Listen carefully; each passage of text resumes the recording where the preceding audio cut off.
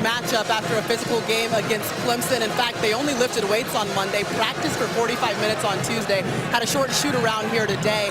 And he said that although Marquise Bolden is good to go, he has a broken nose. He told me, guys, before the game that he's not going to wear the mask because he doesn't like the way it fits. But with Marvin Bagley missing his 4th straight game, there's another injury that Duke will have to deal with tonight. Yeah. All right, Maria, thank you. They describe it as a small fracture, something that Bolden should be able to play through. Great officiating crew tonight. Roger Ayers, Michael Stevens, and Ed Corbett.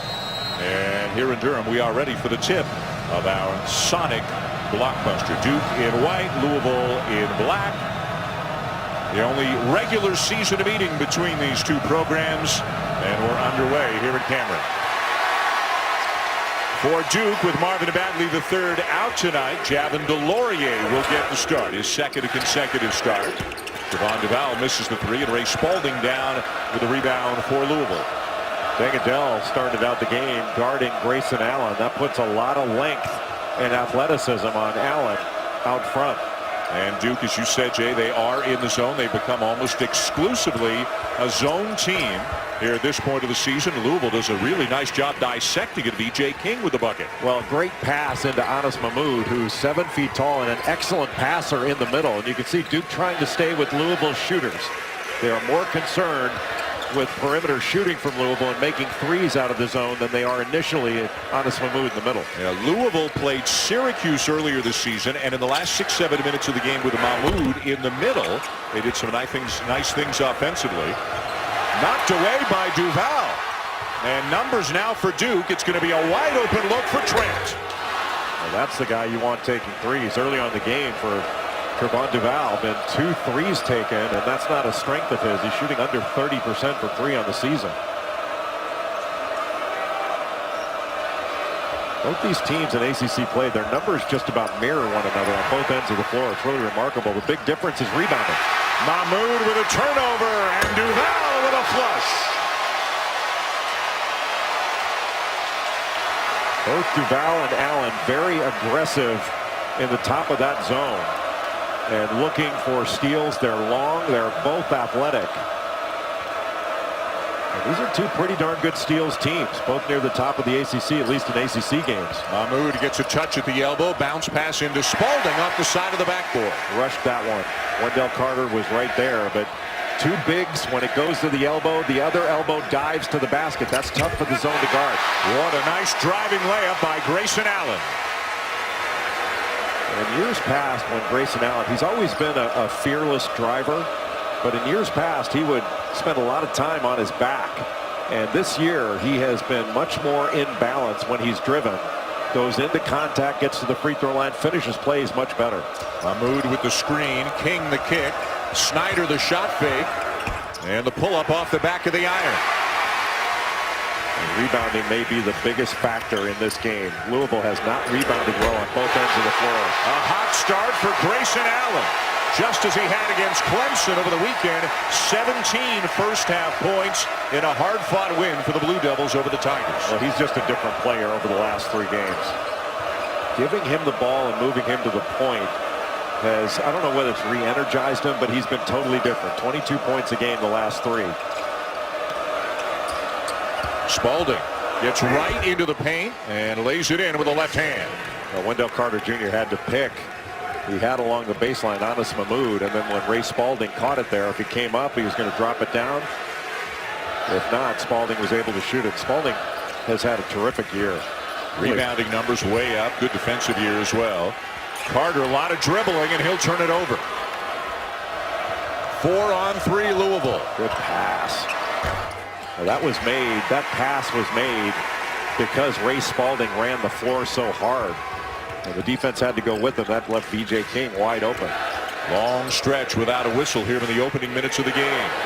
Gary Trent Jr., who is having an incredible stretch, shooting the 3, comes into this game 44 for his last 77 from beyond the arc. It's almost like he never misses.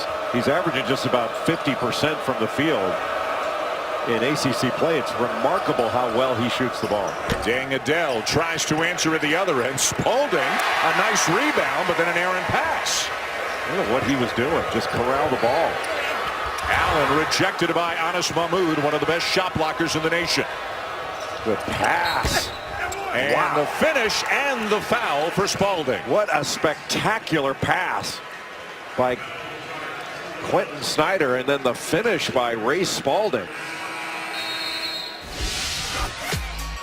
Quentin Snyder just knows how to play. Okay, the 2013 National Championship, the 2012 Final Four, those banners have come down. That championship has been vacated. 123 wins have been stricken from the record. Your thoughts on the process, the penalty, and the situation as a whole? Well, I'm not surprised. The rules changed years ago in appeals. It was very unlikely that Louisville was going to be successful in its appeal, and that's what the NCAA does. You know, when there's ineligible players used, they vacate wins, they vacate banners. They do. There's the first championship that's ever been vacated in men's basketball, but it was predictable. It's still sad and really unfortunate. We could certainly talk about the policy of vacating wins and whether it's an appropriate deterrent, but it is not a surprising result given the way the NCAA operates. Let's get more from Maria Taylor. Well, Della Ding told me that he got an email at about noon to let him know that they were going to be meeting about whether or not these wins were going to be vacated. And he said immediately coaches wanted them to know that it has nothing to do with them. In 2013, they were not even there. And right now, this team is trying to play with the bunker mentality and enjoy being on the road, being away from Louisville for a while, and realizing that this decision does not dictate the way their season ends, guys. And it's a fair point. Coach Padgett, David Padgett, made that point to us today, that it doesn't directly involve any of these players. And maybe getting on the court and getting a game to play is a slight reprieve for the current group of Louisville Cardinals, but this is a final decision. That banner is down. That championship is vacated. The appeal has been denied. Meanwhile, the big dunk by Wendell Carter Jr., and it is 12-6 for the Blue Devils. It's off an offensive rebound. Right now, Duke is dominating the glass at both ends of the floor. And that's really the biggest issue for Louisville in this game. Can Louisville rebound with Duke? Because Louisville's not rebounded well all season long. McMahon with a steal and a lead pass ahead to V.J. King, who brings the Cardinals back within 4. Louisville is very long and they're very athletic. And they do a nice job protecting the rim. It's really, Dan, I think surprising that Louisville's not been a better rebounding team. That's usually been a strength of the Cardinals. And this year it has been a weakness. They are not that bulky up front, but as you mentioned, they are incredibly long, especially Mahmoud and Spalding. And Dingadell as well. Yeah. I think that was a pass from Trent to Bolden, but Bolden didn't know it. Got to keep an eye on this guy. McMahon, a sharpshooter, tries to throw one over the top, and it's out of bounds. Now, some great action coming your way Saturday. Let's take a look at the slate on ESPN. Game day will be in Lubbock, Texas, a game that could decide the Big 12 regular season title. Kansas and Texas Tech, Syracuse here at Cameron, to Missouri, Kentucky at 8:15 Eastern, and then finish off your night out of the Pac-12 with Arizona and Oregon. That's a pretty good lineup. That's a great lineup. I can't wait to get to Lubbock and see Texas Tech take on Kansas. Keenan Evans is one of the best players in the country that doesn't get near the attention that he deserves. He is one of a handful of the best guards in America. They've had a great year, Texas Tech has, and boy, Kansas looked good in their win over Oklahoma on a Monday night, didn't they? There's Ryan McMahon, the pride of Sarasota, Florida, and we mentioned just an outstanding shooter, 46% from beyond the arc in ACC games. He's a specialist. Everybody knows it. But if he can free himself, he's going to knock it down. Well, 23 of his 30 field goals in ACC play are threes. You have to run him off that line.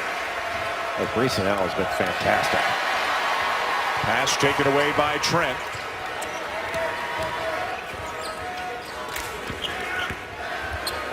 Carter with a drive. Tough shot. And down with the rebound, Spalding. Anas Mahmoud can really move his feet. He stayed right with Wendell Carter. McMahon, not this time.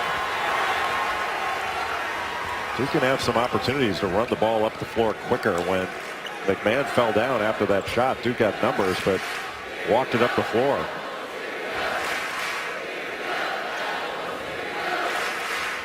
Louisville, for the most part, has been in man-to-man. They went one possession to zone, and they can switch from zone to man. Great outlet pass. And it sets up a 2-on-1, and Spalding, no foul call, got it back and lays it in. Ray Spalding has played very well all season long, but especially of late. His last 4 games coming into this game, 22 of 35 from the field, 63%. Had 18 points, 12 rebounds against North Carolina. He was by far the best player for Louisville that day. Yeah, Carolina beat him by 17 in Louisville. Carolina with another road win tonight at Syracuse just before us as Carter gets another slam. Mahmoud just sold out there, tried to go for the steal and gave up the dunk. Sometimes you just got to stay behind. If you can't stop it from getting in there. That is a low percentage steal opportunity for Anas Mahmoud. Duke staying in the zone. Turnaround by Adele. Boy, that was really well run. Ray Spalding stepped out. Anas Mahmoud along the baseline, and then Deng Adele just shot right into the lane from the left side, and there was nobody there to pick him up. That was a good overload by Louisville. And again, they had a chance to play Syracuse earlier, so they saw 2-3 for the entire game there. So they knew what they were going to see coming into this one. Allen about 4 steps behind the line. Grayson Allen is absolutely on fire. Nice pass. McMahon. Spalding. The kick to Adele.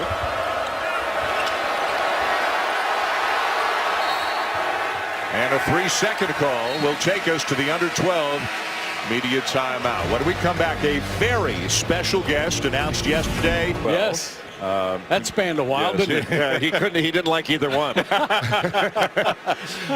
Congratulations on an extraordinary 36-year run. I mean, there are so many people, fans, people who do what I do, who just think the world of you. Well, thank you. And coming from someone like you, who I admire so much and listen to all the time, that's great. Thank you. I appreciate that. Do you remember the first time you ever walked into this building to do a game? I was awestruck almost every time I came here. This is such an unbelievable venue for basketball. It is one of the last surviving places where they're not going to change it because they love it the way it is. Right. What, you could build a 30,000 seat stadium here and you'd sell it out immediately, but they're not going to do that. This is Duke. This is the way it's supposed to be in their mind, and it's just special. There was a great piece about you on SportsCenter. Reese Davis narrated it, some of the highlights of your career. That was so nice. It was terrific. Is there, I know this is a tough question to ask, but is there one moment of your career that stands above all others, just being in the moment? It was the 1995 ACC tournament. Randolph Childress.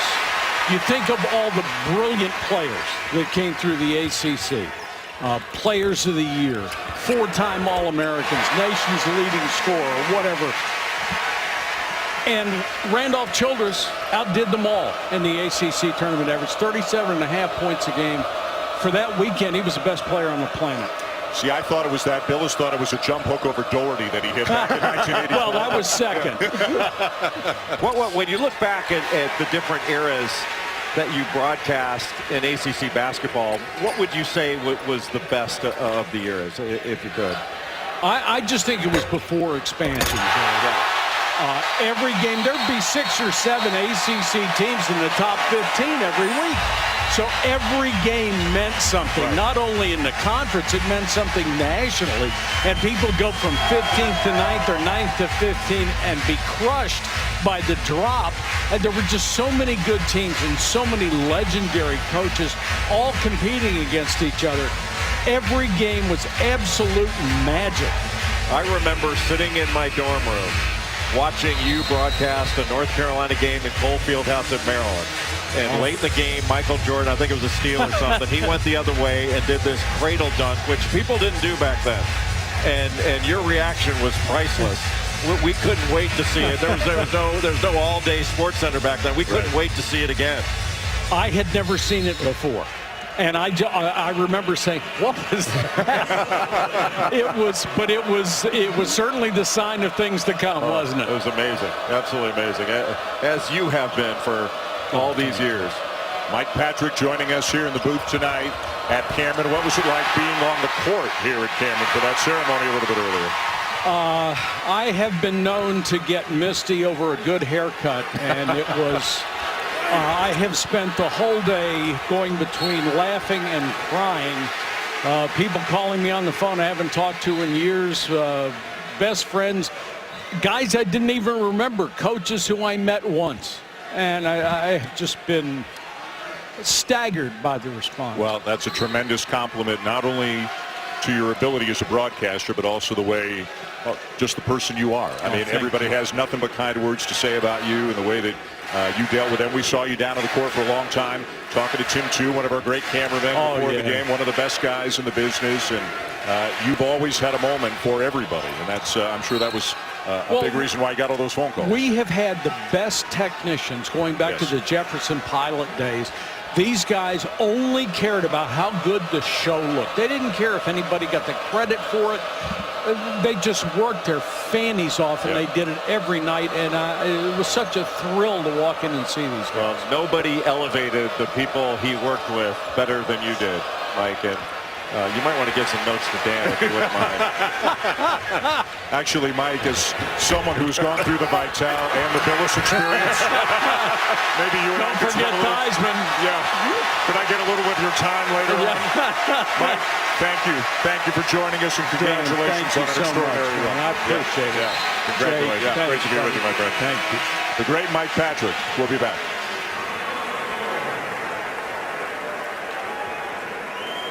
You're a brave man, Mr. Stevens.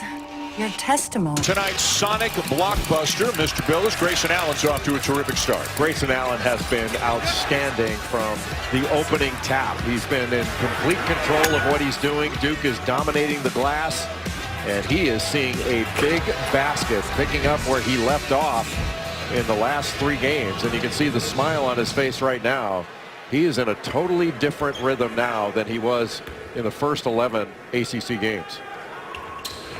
And Delorier knocks it down. It's an 11-point lead for the Blue Devils. Our thanks again to Mike Patrick for coming in and spending some time with us. You get a chance to work with him a fair bit, and that must have been terrific. Well, it was a dream come true because Mike used to do a lot of the games that I played in back in the day when he did Jefferson Pilot games, ESPN games, all the way back to the JP broadcast one year, the Holly Farms Player of the Game. I mean, think about, we call it the NFL, college football, college basketball, the women's Final Four for years and years, the College World Series baseball. I mean, he just as talented and versatile a guy as there has been. And never about him. It was always about the people he was covering and the games he was covering.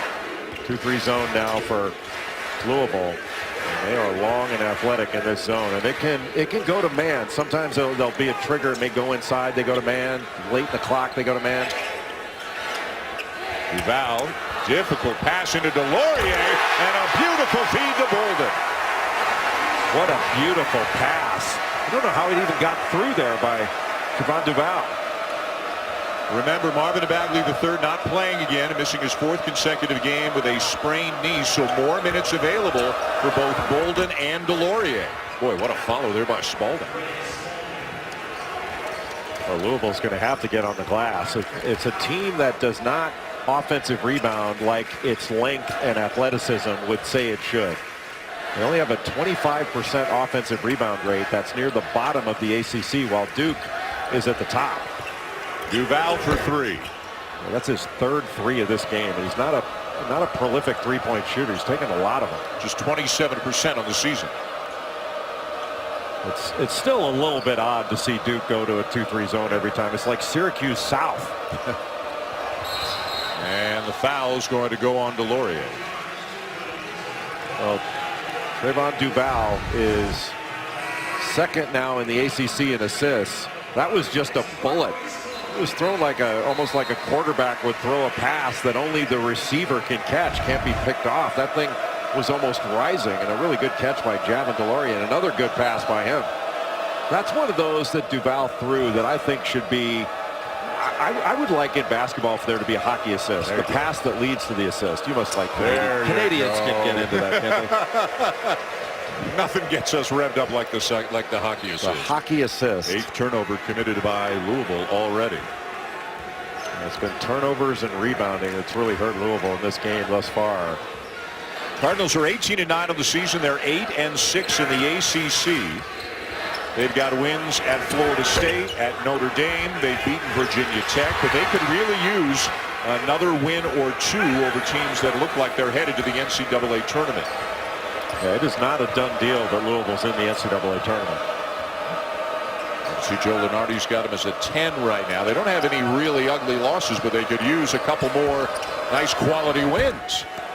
And the good news, I guess, about being in the ACC is you're always going to get a chance to pick up a quality win because of how good the league is, but it's not going to be easy to get it. And the ball's gone into the middle of the zone. Here's another really good play getting the ball inside. Wendell Carter Jr. is a big-time player. A big-time player. When he spins, goes to that jump hook over his right shoulder. One, that is not an easy thing to execute. He's got great post moves. The only thing that I think from watching from afar that he could do a better job is make a quicker move. Once he gets the ball, I don't think he needs to pause for poise all the time. You know where the defense is and attack it right away. He's got a terrific jump hook over both shoulders. He's got a turnaround jumper. He's got a great touch. He can shoot it from 3. And he's just scratching the surface of how good he's going to be, and he's awfully good now. A little more space in there for him without Bagley out with a knee injury again. If Carter didn't play with a Bagley, everybody in the country would be going, oh my God, look how good this Carter guy is. But Bagley's almost overshadowed him just a little bit. Good screen against the zone. Nobody came up to pick up BJ King. Every time Louisville's getting the ball into the middle of the zone, Duke's making that middleman. It's been Ray Spalding at times, and making that guy make a play, and they're staying with perimeter shooters. They're not going to give up a 3 on a kickout. Mahmoud has gone to the bench with 2 fouls, so Spalding in the middle of the defense right now. Carter kicks it out. Allen's got a good look and gets the bounce. Another great pass. Wendell Carter Jr. had a shot. He could have taken it. A lot of people would argue he should have. I might be one of them, but he saw that Grayson Allen had a better shot, and you're not going to get a more wide open 3 on a kick out than that. Louisville's got to cover up better. Adele, nice bounce pass inside. Spalding, no. Follow, no. Jack White corrals it for Duke. All right, Carter working hard inside, and it winds up with Malik Williams getting called. The zone that Louisville's playing. Yeah, they just don't have to settle right now because they can basically get about whatever they want.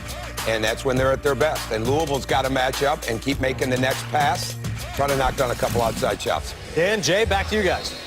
All right, Adnan, thank you. We'll look at tonight's game. It's a 15-point lead for Duke. One of the reasons Louisville turnover prone, another reason Duke getting on the offensive glass and capitalizing on those opportunities. Yeah, I figured that rebounding was going to be a gigantic part of this game. I didn't anticipate that Louisville would cough the ball up like this. I mean, there's no chance to win on the road if you can't rebound and if you turn the ball over and give runouts. How many dunks have the Blue Devils had tonight? That one for Jack White, and now a foul called as McMahon gets tied up by Duval.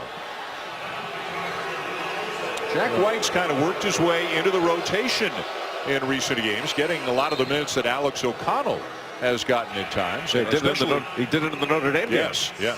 Played about 14 minutes, had a couple of big buckets, a couple of big rebounds in that game, and he's been playing every game since. The middle of this 2-3 zone is wide open. But Duke has done a really good job of staying with shooters. So the middleman, when he catches it, that's the guy that's got to make a play. BJ King misses the open 3, and Ray Spalding gets called for the foul. Tip off your weekend with an NBA Friday doubleheader. 8 Eastern, the Timberwolves in Houston to take on the Rockets. And then at 10:30 Eastern, it'll be the Mavericks and the Lakers from Los Angeles. Coverage begins with NBA Countdown at 7 o'clock on ESPN and, of course, on the ESPN app. Don't you think Kyle Kuzma of the Lakers, who played at Utah, he's got to be the biggest steal of the draft? I think so, yeah. I mean, think about Kuzma, Pirtle, and DeLon Wright, all doing well in the NBA and all played for Utah at the same time. Did you say Utes? The Utes. 15-point lead, Blue Devils. They've won 3 in a row, all without Bagley.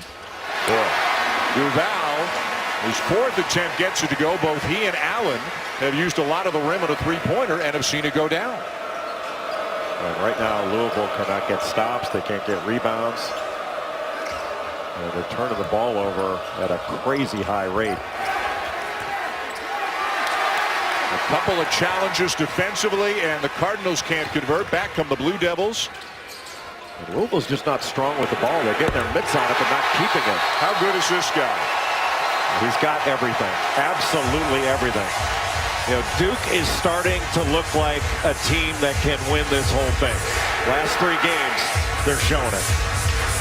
Second chance opportunities, and then Grayson Allen has been spectacular in this ball game to start. Louisville very cold from the perimeter as well. Duval, great look to Trent.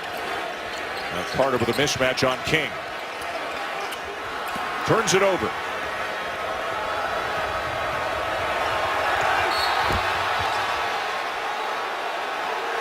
And the foul call will go against Grayson Allen, trying to keep King away from the rim. And the Blue Devils fans don't like it. Well, B.J. King was using that off arm to try to ward off Grayson Allen. So I think that Mike Krzyzewski was saying, wait a minute, what's he going to do? He's being pushed by the off arm. And there's a lot going on that play. But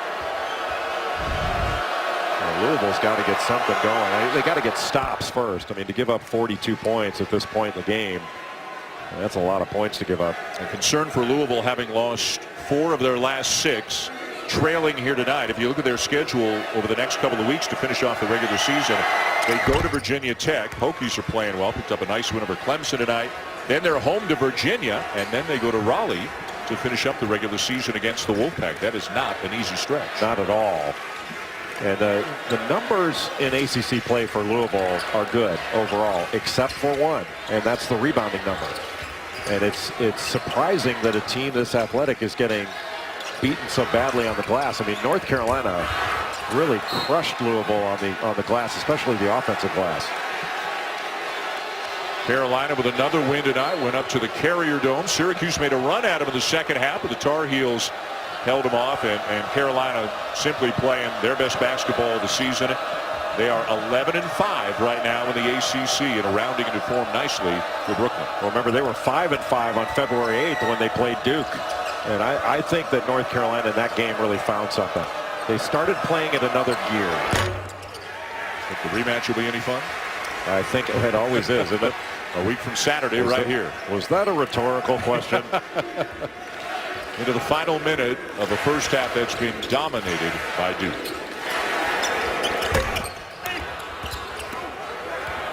Even though Grayson Allen missed that, he shot a really good ball there. The rotation was beautiful. A block by Carter. And another one, but they'll call it a goaltend, so count the bucket.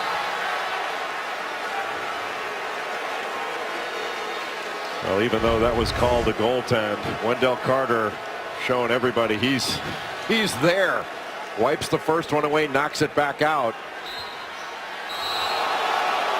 And I didn't think the second one was a goaltend, but we're 800 feet above. It's hard to tell. Up in the crow's nest here at Cameron.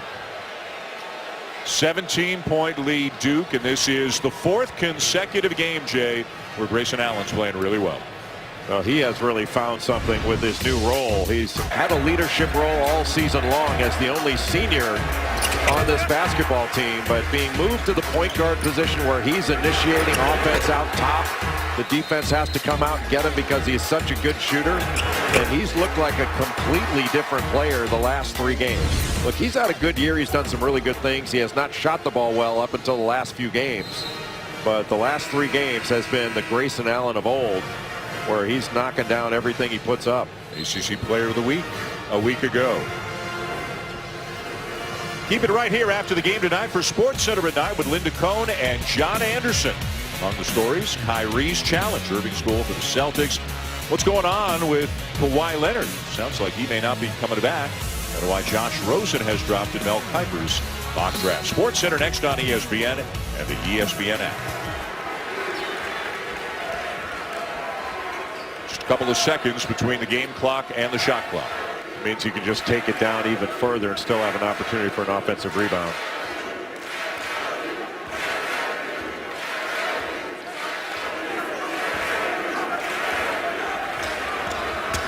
Drive by Allen.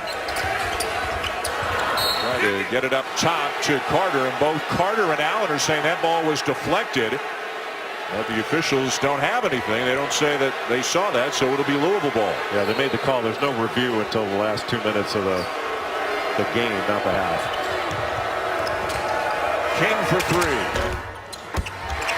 And that'll bring the first half to a close, dominated by the Blue Devils, especially after the opening minutes, and they will go to the half up by 17 on Louisville. We'll send it to the Alfa Romeo halftime report with Adnan and the guys after these messages. Frank, quite one-sided in the first half. It's a 17-point lead here to Cameron for the Blue Devils. Dan Schulman, Jay Billis, Maria Taylor with us as well. Welcome back to Durham. And what were the keys for Duke to take such a big lead? Well, Duke did a really good job defensively. I know they shot 51%. Grayson Allen had 13, 10 for Wendell Carter Jr. But the defense was really the difference in the game. They put some full court pressure on. They did a really nice job in their 2-3 zone of staying with shooters. And Louisville was just not strong with the ball in the first half. They turned it over 8 times. That led to runouts. They didn't rebound well. They had the ball in their hands a number of times, didn't keep it. And Louisville had opportunities in the lane near the rim, and they weren't able to finish plays. I don't think Louisville would have the lead under any circumstance with how they play, but if they were stronger, they would be a heck of a lot closer in this one. Let's get a courtside report now. Here's Maria. Well, Dan, Coach Patchett just grabbed his entire team together and said, all I want for the next 20 minutes is all-out effort. Coming out of the locker room, he said there was an alertness and an attention to detail on the defensive end that was certainly missing, so he wants to see that in the second half. And I asked about Dangadell only having 2 points in the first half. He said his offense will come. He doesn't want to stress him right now. Maria, thank you. Ready now for the start of the second half of our Sonic blockbuster. Louisville with the first possession. Also not much of a contribution to the first half from Anas Mahmoud either. He struggled against Carolina in Louisville's last game. Adele for 3 and a good start for the Cardinals. A much better zone offense, getting the ball along the baseline, kicking it out to Adele, who was ready to shoot the ball. And Adele's so long and athletic. He had 20 points in his last outing. He missed a couple games with an ankle injury. But he's a really good player, and he's got to put points on the board in order for Louisville to have a chance. Dangadell averages about 16 a game. That was his 40th 3 on the season. But he passed the ball in and then moved and was ready to shoot when he caught it. And now that he's knocked one down, if you close out to him, he can use a little shot fake, go by you. The 2-3 zone again for Duke. They've been in it all night long. Follow not there for Mahmoud. And again, the ball was right there for Anas Mahmoud, and just didn't go get it. I'm a little surprised that Dangadell, when he made that drive, he took the shot going away from the basket. His drive was taking him to the sideline. He shot the ball going that way instead of just stopping and going up. Trent splits the defense. Couple of opportunities for the Blue Devils, and they are going to get another possession. And Louisville just, for some reason, can't seem to grab the ball on the defensive glass. It's really unusual. You know, they've always been a good rebounding team, and this year, for some reason, they have not been. 18-footer Duval. He's taken a lot of what I would call questionable shots. It's not that Duval can't make those shots, but they're not the shots you would want him taking. Quentin Snyder, kind of a quiet first half for the Cardinals, is where their floor general. And I mean, for them to be good, it goes without saying. Guys like Snyder and Adele, they've got to play well. No question. Really, the most consistent players that they've had all season long. Dangadell has been pretty consistent. And then Ray Spalding at the free throw line has been really consistent throughout the course of this season. There you see the Saturday lineup. We'll be out in Lubbock for Kansas, Texas Tech. And right after our game, it'll be Syracuse here against Duke. And if you like both teams playing zone for 40 minutes, we got a game for you on Saturday. Of course, Mike Krzyzewski and Jim Boeheim coach together. Coach Boeheim, an assistant on Mike Krzyzewski's staffs with USA Basketball. And one of the reasons I think this zone is working so well for Duke is, one, they're very long, they're very athletic, but it does a great job, the zone, of positioning the big guys under the basket and positioning help. And they got spread out man to man. It was really difficult for them to guard ball screens. In the zone, they don't have to guard a lot of ball screens. How about that block from Wendell Carter Jr.? Wendell Carter Jr. does everything. He averages over 2 blocks a game, goes straight up with both hands, and still is able to, with that left hand, block the shot. Like Krzyzewski told us at shoot-around today, Jay, that not only does Carter obviously have extraordinary talent, but he described him as an elite-level thinker on the court as well. He's a really smart person, let alone smart basketball player. And there on that wing, little handoff action with Grayson Allen. He's so difficult to defend off that. They ran that a lot early in the season using Marvin Bagley III making that handoff. Another miss from in close for the Cardinals. Yeah, with so many close-in misses, and that gets deflating after a while, especially on the road. When you can't score, there's the shoot behind. It's too easy. I mean, he is so hard to guard right now because he is knocking down seemingly every open shot. He's got the shot, the drive. If you go under, he shoots behind. If you're late, got a quick trigger. A layup for Spalding. Grayson Allen now has 85 points in his last 4 games, and he's got better than 16 minutes to add to those totals. Lob in for Carter, caught underneath the bucket, and a foul on Mahmoud. Here's a little wing handoff. And Grayson Allen coming off for the handoff, then able to turn the corner as his defender runs right into Wendell Carter Jr. And you've got to step up. If you step up, he'll be able to just drop it off, and then just coming right behind. If you go under at all, he's just going to turn and pull up. You know, shot preparation is so good, but his confidence level's off the charts right now. Let's go down to Maria.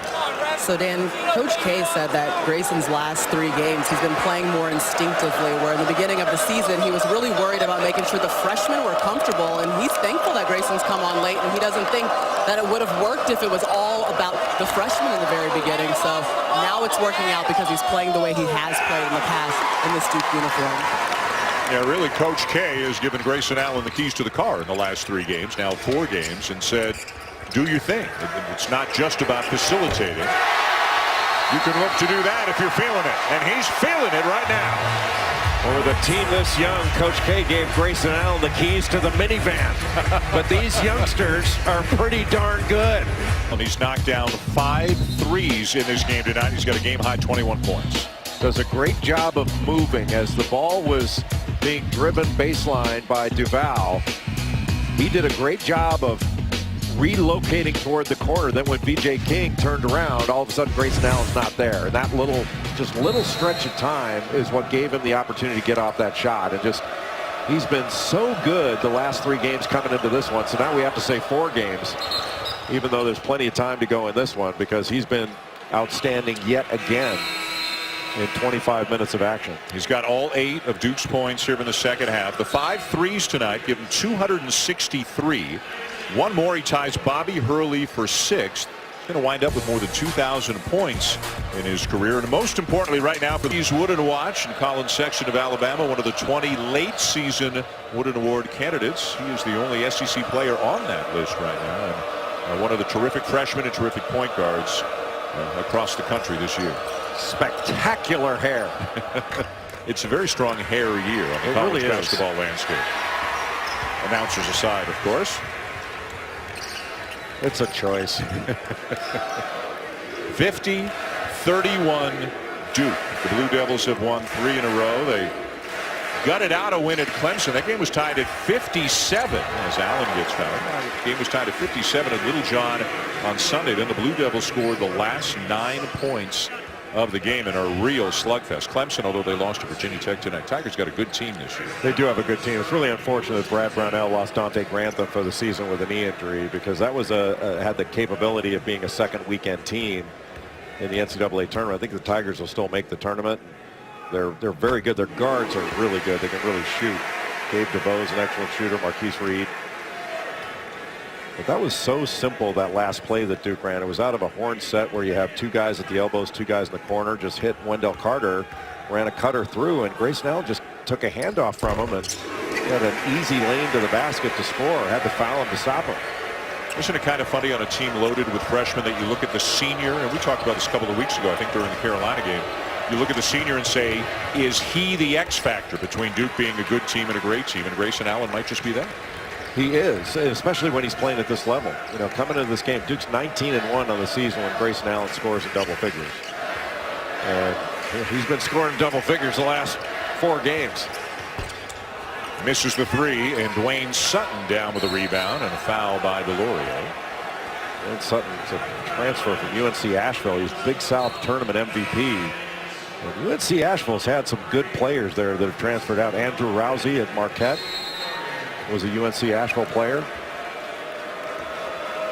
Sutton, a redshirt sophomore. 4th foul on DeLaurier. He goes to the bench, and Marquise Bolden back in. Duke sticking with the 2-3 zone. The wings are up. And Wendell Carter playing out on the wing with Marquise Bolden in the middle. Good pass. Adele off to Snyder. And the corner 3 will go for Quentin Snyder. That's a good pass. Wendell Carter Jr. not used to playing the wing in this, or on the side of that 2-3, if you will. And just got caught looking at the ball instead of matching up to the shooter. Pick and roll, extra pass, and Bolden the slam. Marquise Bolden starting to get his legs back. Back healthy. Has tired a bit. It's hard to sit out that long and keep in basketball shape. Sutton way short. Don't know if somebody got a piece of that. And Duval forcing the issue with the other end. Out of bounds, still Duke ball.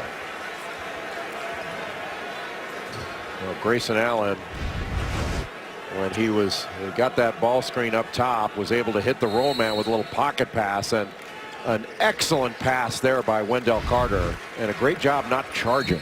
Good body control. Carter will put up the scoring and the rebounding, but it's the blocks and the passing. He could make threes, as you said earlier. Do everything. He's a complete player. And you know, you almost hesitate to bring this up because Duke's playing so well. You got 54 points in this one. They played the last 4 games now without Marvin Bagley III, who's averaging 21 points and 12 rebounds in ACC play. And for the season, even though it's just barely in scoring, is leading the league as a freshman in scoring and rebounding. That's what's sitting on the bench over there to make this team even better. What an award candidate. There are the numbers. Lots of firsts in the ACC. Sprained knee. Was a little more active at shoot around today than he's been in recent days, so it does appear that progress is being made. And as you said earlier tonight, the term precautionary has been used by the Duke staff. Yes. And if I had that kind of bank account awaiting me, there would be a lot of precaution.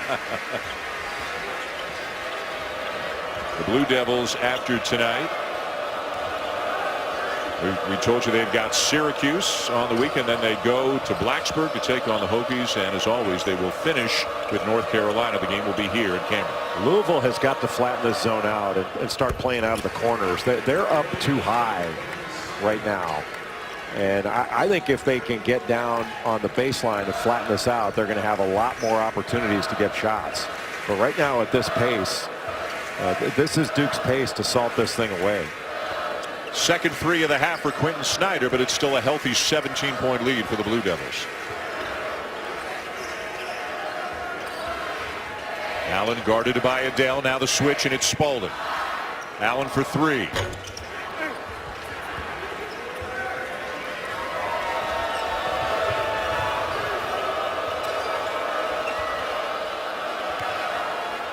Open look in the corner, but the 3 not there for Darius Perry, the freshman from Powder Springs, Georgia. Well, there it was. Just along the baseline, there's some openings. And they moved the ball. Louisville did. Got a wide open shot. Perry just didn't knock it down. And, boy, Perry is so quick and athletic, and he's a very good on-ball defender. Right now, having to chase Gary Trent around. Still Duke ball. Perry and the rest of the freshmen for Louisville not getting a ton of minutes in this game. We've seen Perry sparingly. We've seen, I don't know if we've seen Jordan Wara yet tonight. Yeah, he was in the first half when half? Mike Patrick was with him. Yep. Allen, another one. Duke runs the same alignment out of bounds underneath, and they run different things out of it. And because the alignment's the same, the defense doesn't really know what's coming. Oftentimes when you run different alignments, your scouting report will let the players know, hey, in this alignment, this is what they're doing. Duval fouled and heading to the free throw line. Will step aside. Duke is up 20. Out of that 3 along the baseline alignment, Grayson Allen comes from the top, got a screen, and he is always ready to shoot. Having a great game.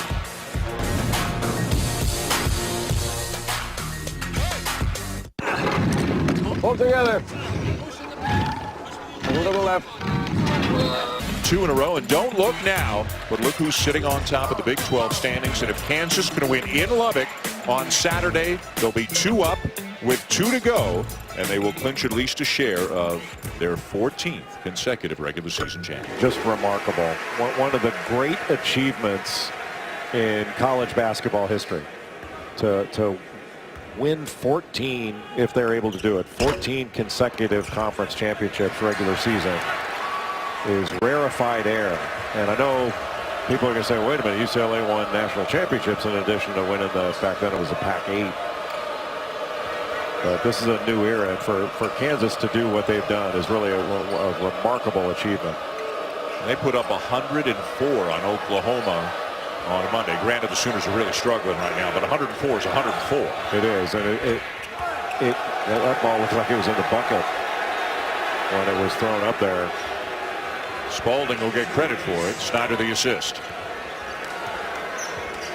But you had to think with Kansas, if you can't get the Jayhawks this year, when are you going to get them? They seem so vulnerable this year, but that is one.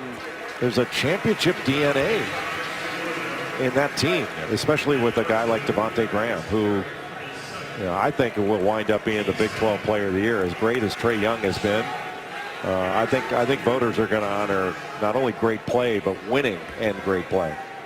Who's the National Player of the Year? Who's it going to be? Is it wide open now? I don't know. I'd say wide open. Look, I've said for weeks and weeks now, I think it's Jalen Brunson of Villanova. I don't think anybody's been better than Jalen Brunson. He is shooting well over 50. I think he's shooting 54% from the field, the lefty. And, he's averaging like 19.5 points per game. He's leading his team in assists. He's an excellent defender.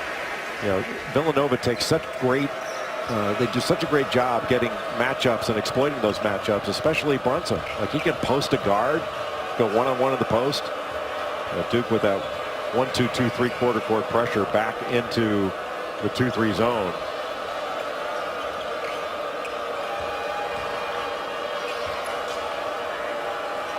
Now, I think Louisville's a little too high on the floor. And a shot forced up at the end of the shot clock. Another good defensive possession for Duke. And they're really settling into this zone. And one of the things I like about their play in the zone is you're always playing against your opponent's second best offense. There's no zone offense as good as a man offense. And so you're electing to play against an offense that your opponents do not practice all the time.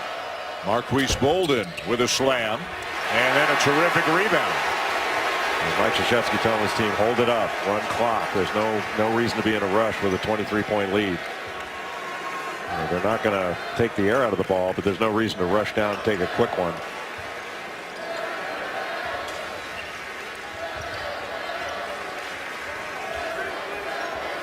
Allen coming off a couple of screens. Duval with the ball, and the shot clock down to 6. Fires one through the wickets into the crowd. Well, back to the Player of the Year conversation. For several weeks, this was the conversation. Marvin Bagley III, Trae Young. Looked like Young took the lead. Now Young has struggled by his standards, has not shot the ball nearly as well recently as he did earlier. You mentioned Brunson. If winning is valued, Brunson's got to be in the conversation. Well, not only winning, but the numbers he's putting up. I mean, he's one of the 5 most efficient players in the country. Certainly Marvin Bagley III is not only in that conversation, he's up at near the top of that list. DeAndre Ayton of Arizona has put himself in that conversation. But I've had Jalen Brunson at the top of the heap for a while now. I do think even though Trae Young has struggled, he has still done so many good things. I mean, there's been some diving off the bandwagon because his team has hit the skids. How do you stop that guy? He's ridiculous. He's so good. He's ridiculous. Yeah. It's hard to believe that some of these players are 19 years old. They're going to be wealthy 20-year-olds. Snyder, long look out to King. Adele with a challenge three. Spalding with a follow. Well, Ray Spalding has a lot of ability. I think he's got the ability to be a special player. He's starting to show that on a consistent basis at the highest level. His rebounding has been excellent all season long. He's scoring at a much higher clip this year. Great fake. And great block by Spalding. And then a challenge inside into Mahmoud with a hard foul.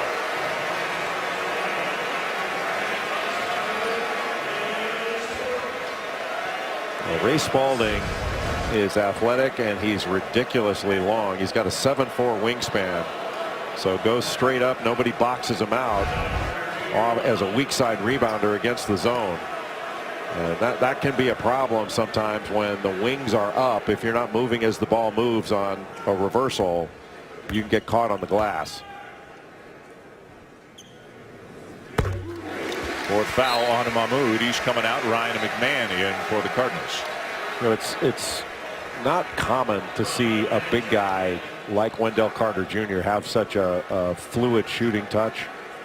You know, he has it, and you know who's got it even better than Wendell Carter Jr. is. Have you seen DeAndre Ayton shoot the ball? Yeah. It's ridiculous how fluid his motion is. He shoots like a guard. It's beautiful. Carter is 18 for 36 on three-pointers this year. That's 50%, man. Give or take.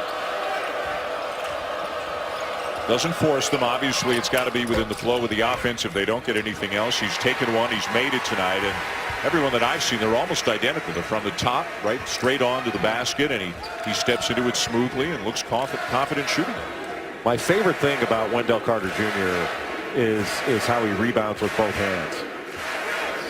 It seems like every time he goes up, it's with both hands. Good pass. White. That would have been assist number 6 on the night for Carter had that shot gone down. Could be looking at triple-double territory.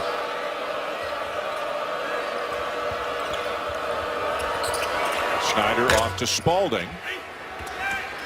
And Duke ball. Nice save by White. Smart decision to pull it back out. O'Connell with a shot fake, a drive. Carter with a slam.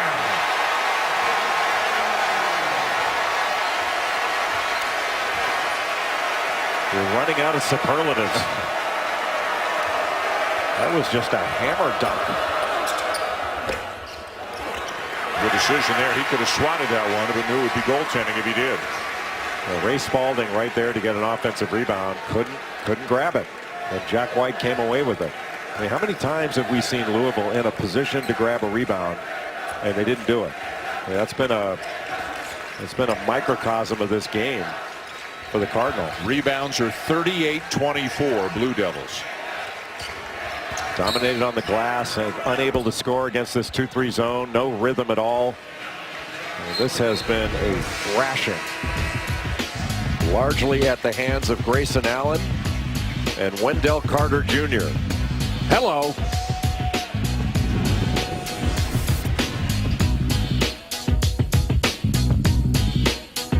Gatorade G2, half the sugar with all the electrolytes. After that game, and Auburn all over Alabama, 90-71. Bruce Pearl right now is living in the moment. Dan? All right, Dan, thank you. And Auburn comfortably out in front of the SEC standings. Look at the mishmash in the middle there with 5 programs at 8 and 7. You had some nice, speaking of the SEC, you had some nice things to say about Andy Kennedy in your online column today. Andy Kennedy did a great job at Ole Miss. Won over half his games in the SEC. He's the only coach in Ole Miss history to have done that. And his run there was very, very successful. And look, you know, everybody's got it. We've all got shelf lives. And sometimes it's time to move on for a school, for a coach. But if anybody's looking for a really good coach, one, Tom Crean is available and sitting in the studio, and he is a great coach, and I think so is Andy Kennedy, late of Ole Miss now. Duke is now up by 29 as they turn it over again. The Cardinals do, but then the Blue Devils give it right back. Yeah, one of the few errors in judgment. Duke should have just brought the ball up, run some clock. This game is essentially over. Spalding into Sutton and a chance for a three-point play. So if you're Louisville, where do you go from here? I mean, still 6 minutes to go, but they're down by 27. This will drop them to 18-10, 8-7 in the conference, and they got to go to Virginia Tech on Saturday, then come home to face Virginia after that. Well, I think the last 6:08 of regulation, they just want to show some fight. You know, you don't want to wave the white flag in this, even though the outcome seems like it's determined. And I think it is determined. But you can find something this last 6 minutes. Put something together where you feel a little bit better about yourself. This has not been a good night. It's been a bad couple of days for Louisville, period. But for this team in particular, it has not been a good night. When you look at Joe Lunardi's bracketology, 4 programs have separated themselves from the rest. Virginia Tech with a nice win tonight, so they will likely move up. You could have some, say quarterfinal games, even second round games in Brooklyn at the ACC tournament, where teams could conceivably be fighting for their postseason lives, their at-large lives, if you will. O'Connell, nice pass, and DeLaurier travels. They also seemed like they got 20 offensive rebounds on that one play. Grayson Allen missed a couple wide open shots, which he's not done all game long. And Mike Krzyzewski not particularly pleased with the focus of his team over the last minute or so. Duke has 12 offensive rebounds. Louisville has 18 defensive rebounds. So Duke is getting 40% of their misses. And for David Padgett's liking, that's just way too high. You just can't give up that high a percentage on the defensive glass. Well, that's about the average that Duke's had all year. They've been in the high 30s and one of the best offensive rebounding teams in the country. And they're doing that in this game, though, without Marvin Bagley III, who averages 4 offensive rebounds. Another Louisville turnover. But Javin DeLaurier's come into this game, and actually in the last couple games, this one he had 6 rebounds in the first half. The game against Clemson, he had 10 rebounds in that game. So he's played some really solid minutes in Marvin Bagley's absence. 8 rebounds in 18 minutes tonight for DeLaurier. Slapped away by Sutton, and recovery by DeLaurier. But Adele will get the follow to go and draw the foul. It's been a sloppy couple of minutes for both teams. But Javin DeLaurier is really athletic. That was a terrific block, and then Dengadell picks up the rebound off the floor. But Dwayne Sutton went in. But when you're trying to avoid a shot block, you got to go right into the chest of the shot blocker. Number 5 on DeLaurier, but he'll get a nice hand as he comes out.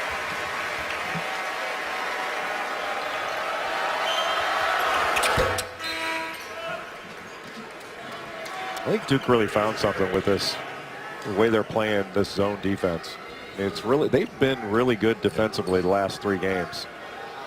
The numbers say they've been really good the last 12 games, but a number of those games, I think 4 of those games were against Pittsburgh, Wake Forest, and so there were some numbers in there that you'd say, well, wait a minute, that might not hold true against everybody, but the last 3 and then into this one, the defense has been so effective, the way they're mixing full court pressure back into the zone, the length of it, and they've rebounded really well out of it.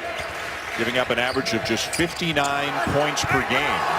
Their last 3 wins against Georgia Tech, Virginia Tech, and Clemson, and on pace perhaps for giving up around 59, maybe even less than that tonight against Louisville. And they were giving up in the mid-70s before that. David Padgett has done a very good job with this team. It has not been easy with all that has gone on at Louisville in the past 4 or 5 months. Tipped away by Allen. 28 now. Well, he's had another great game, and that has to be a real lift for this Duke team as they head down the stretch, that they've got a confident and productive Grayson Allen. Numbers again. And Trent with a flush. Well, this is a schoolyard game right now, and it's a one-sided one. Yeah, it's unusual to see Louisville in this position. This has been a good team all season long, and they don't look it at all right now.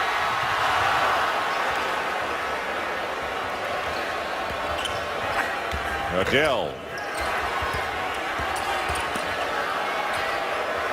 Perry for three. Now, as we mentioned off the top of the show and talked about in the first half, a very dark day for the Louisville program yesterday. With the 2013 National Championship being vacated, the banner coming down. Now they're getting blown out here tonight. These are not the best of times within the Cardinal family. And that's one of the major issues with I think some of the policies that you see within the NCAA is that the punishment winds up hammering people that weren't involved. But that's the way it is, and that's what they have to deal with. All Blue Devils tonight. They must have a dozen dunks, and they're up 26. So why isn't he the latest out of San Antonio? SportsCenter after the game. We're back to Dan now. All right, John, thank you. All Duke tonight. Everett Cameron up 78-52, never really challenged. A Duke throwback tonight, but not Billis, says Mr. Anderson. You know, John Anderson is a Missouri graduate. At least I think he graduated.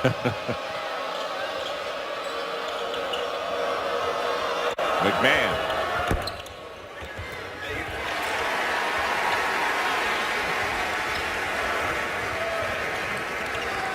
Jordan Goldwire, the freshman from Norcross, Georgia, getting some minutes here at the point here to close this one out. Well, Jordan Goldwire is a good shooter. He's strong. You know, the Duke coaches didn't really see him play in person in high school. They saw him on tape, needed an extra guard. They've been very pleased with his progress. He's a good player, playing behind a lot of good players. Anas Mahmoud with his first points of the night.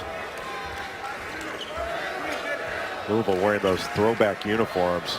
They didn't wear black back in 1983, but this is the 35th anniversary of the 1983 Louisville Final Four team that had the McCray brothers and Milt Wagner, Billy Thompson, Charles Jones. That was a great team. That came in here and beat Duke. That's why they are wearing these throwback uniforms tonight. Lancaster Gordon was on that team. They were called the Doctors of Dunk. For good reason. Yeah, we found out that night. It was good reason. Yeah. Saturday we'll be in Lubbock for a Sonic blockbuster. Number 8 Kansas, number 6 Texas Tech. Huge one of the Big 12. And at 6:15 Eastern right here in Durham. It'll be Duke hosting Syracuse. Both games on ESPN and the ESPN app.